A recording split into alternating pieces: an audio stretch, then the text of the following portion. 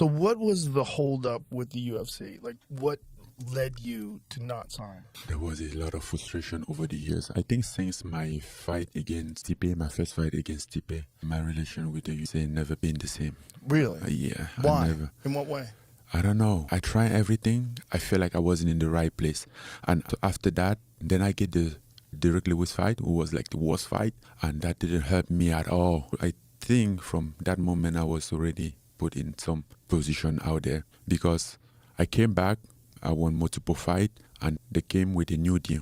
This was after Junior Dos Santos back in June 2017. And then until my team was on the way to the negotiation, who was in Anaheim when Stipe and DC was fighting the second time. And then I'm like, no, Dana say no new deal for Francis. He still have 3 fights on his contract. And to be honest, I was even happy because I wanted to knock that deal out. By that time, I understood a little bit about the market.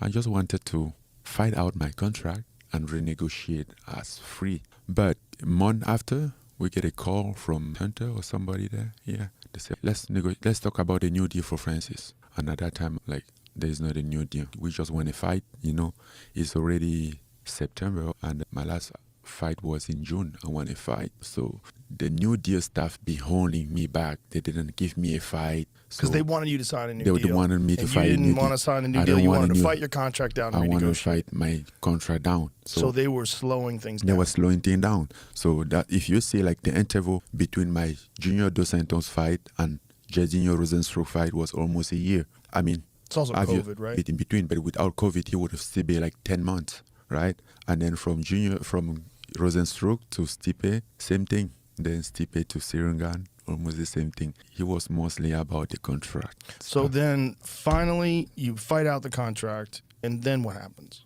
We didn't come to an agreement at all because during this time, there was still a negotiation, pushing and stuff, and I wanted to fight out that contract.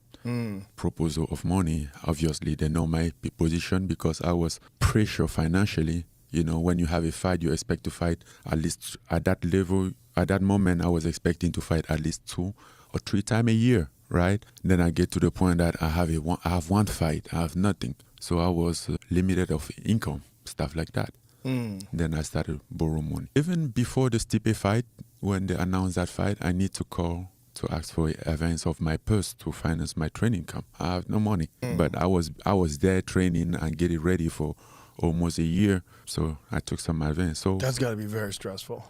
Yeah, but one thing, and that's like one thing that I'm always grateful about my life. I used to this situation, and I tell myself like, these people, they don't know me. I can live out of nothing. I live in the street, bro. Yeah. Like, and then I'm here in Las Vegas. You think like, okay, I don't fight. I just have to change everything. I'm able to live out of the bare minimum. And I don't care if I walk around, you guys say, oh, champ, oh, that's a UFC contender, whatever it is. Man, I just live based off what is in my base of my asset. I don't live beyond that. That's why I don't really trust those credit card system or those loan and stuff.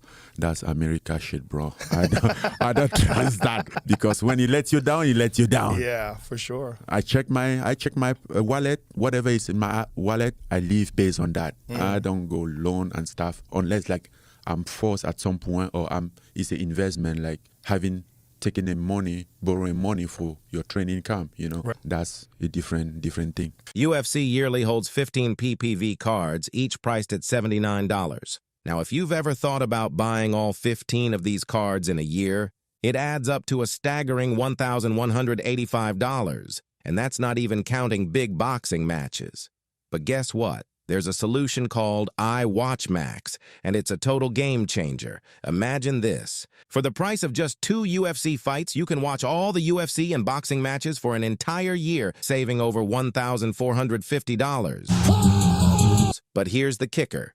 It's not just about UFC and boxing. With iWatchMax, you can also catch all sorts of sports from MLB to NFL, NBA, soccer, and even the latest movies and TV shows. Here's how it works. iWatchMax is a super exclusive streaming service. They don't let everyone in. Only a select few make the cut. To see if you qualify, all you need to do is take a quick quiz on their website. Once you're in, It's as easy as setting up an app on your device, adding your info, and you're good to go.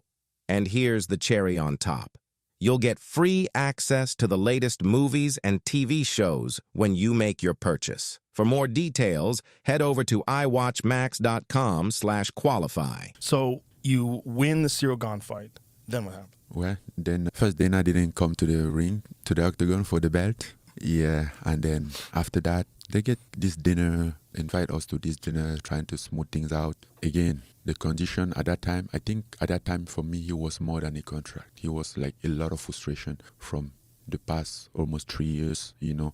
I'm like, okay, I have no guarantee that signing this contract, I will not get into what I have been to in the past 3 years. So how about we change something that will make me feel secure?